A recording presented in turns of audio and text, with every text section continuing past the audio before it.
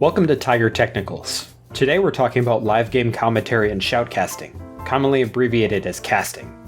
Live sports commentators became essential with the widespread use of radio in the 1900s. There was no way for an audience to visually see the game. Not yet, anyway. So it was a caster's job to use words to paint a picture and let the audience know what was going on. Deep center field, lays back to the wall, makes an incredible catch, turns and fires it in. What a catch by Willie May! Even with the advent of television and a broadcasted picture, commentators stuck around and have remained an integral part to sports broadcasting ever since. We'll get into exactly why that is a little later. Depending on your tastes, you might groan at the mention of traditional sports, but there's a reason commentary teams have lasted for as long as they have. These people are extremely skilled at what they do. Palmer stepping away at first. Palmer extending the play. Nobody there. Crosses the field. Larry Fitzgerald. Fitzgerald is going to take it into Green Bay territory. Larry Fitzgerald inside the 30, the 20. If he scores, it's over. It's insane to the 4-yard line. There's a lot that an aspiring caster can learn from the best of the best. Casters typically fall under two distinct categories. You have the play-by-play commentators, who primarily describe what's going on as it happens live, and the color commentators, who fill in gaps in the action with their reactions and analysis of the game. These two categories aren't always cut and dried, but listen to any professional sports or esports broadcast with these in mind, and you'll pick up on the difference. Woodson ball game. I got to put Gronkowski out wide. They've got to get him. He's your guy when it's one-on-one.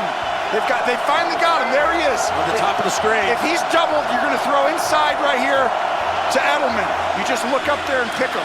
Here they come after Brady. He goes down the field to Gronk. Turns around, makes the catch. Casting is extremely easy to do at an amateur level, but mastery can take hours and hours of practice and experience. To guide you, I brought along experienced caster Ethan to give you 4 tips to improve your live game commentary. Do note that these tips apply to all Mizzou Premier broadcasts. We'll just be using League of Legends footage as an example for this countdown. For me, this is the #1 sign of a flawed broadcast, a lack of chemistry and understanding between commentators. Casters at the same desk need to remember that they're on the same team. It's crucial that play-by-play and color commentators alike respect the broadcast space of their partners and understand when it's time to shift back and forth. They're getting a third Mountain Drake. They already got the first Baron. That was huge for them to actually get a bigger goal lead. They're saving the Drake for now. They got 2 already. Bang is hiding. He's coming.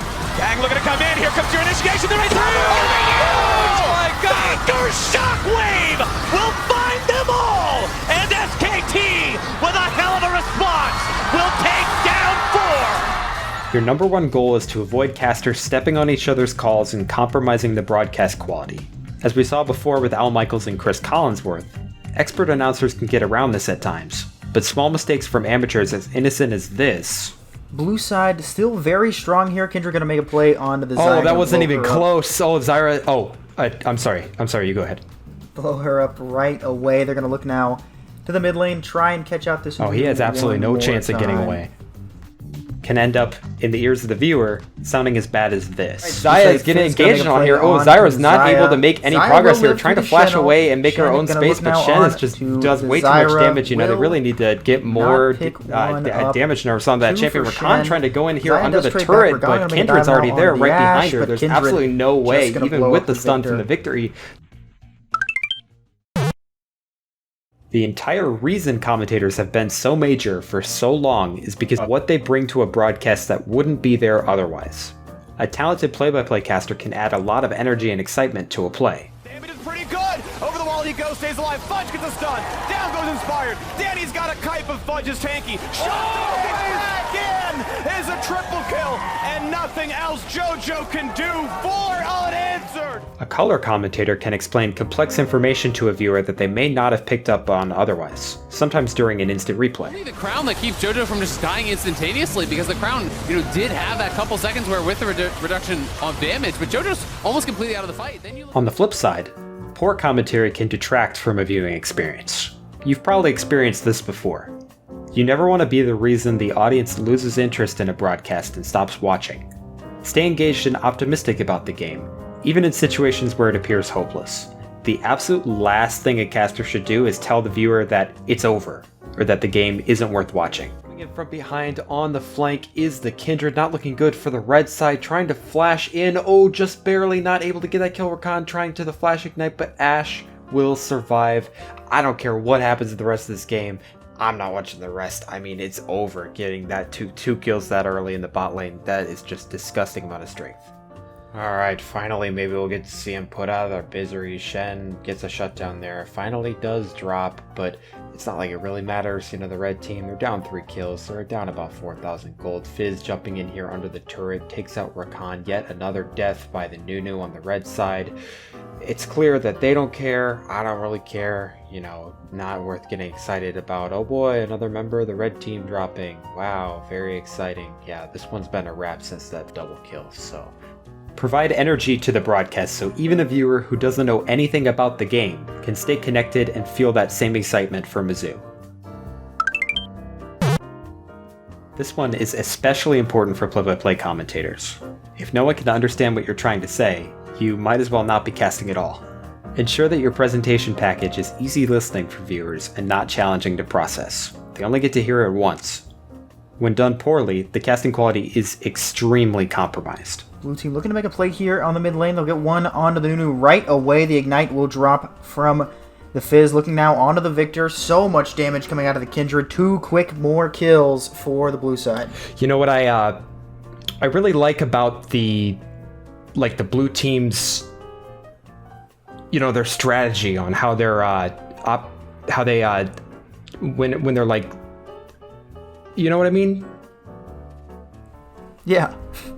The only way to improve at this is to practice, so don't be distraught if some of your first broadcasts are a bit long-winded. I was the exact same way doing color commentary for League of Legends last year.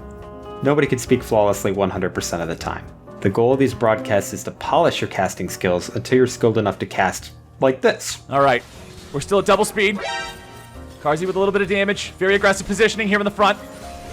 Irelia maybe looking for a chance here with the stun. Rakan's going in. Now Carzzy's able to kite it out, firing off the culling. They're going to be approached from the side here by the Draven. Now he's going to be almost grabbing the kill, but he won't quite be able to find it. Diana looking for a little bit more damage now with Trundle here in the front line. Looking to bonk him over the head. Now thrown up into the air. CC coming down. Diana able to re-engage back into the fight now with Sylas having the stolen ulti. Finally, it's really important to develop a personal style and preferences when casting. Don't feel pressure to be professional right away or imitate exactly the way professionals commentate. Learn how to tap into the energy and excitement of the premier game titles and amplify the best plays made by our student athletes in your own unique way. You don't have to commentate like Kevin Harlan. Someone has run on the field. Some guy with a brawl. He's pulling down his pants. Put up your pants, my man. Pull up those pants. He's being chased to the 30. He breaks a tackle from a security guard. The 20, down the middle, the 10, the 5. He slides at the 1. Pull up your pants. Take off the bra and be a man. You don't have to commentate like Captain Flowers. Boil them, fry them, stir them up, turn them into a side with some hash browns or whatever. You don't even have to commentate like Ethan. Let's get out of here. Huge ulti, Moonlight Vigil takes them all. Cast the way you want to cast and become a part of the excitement around Mizzou Esports.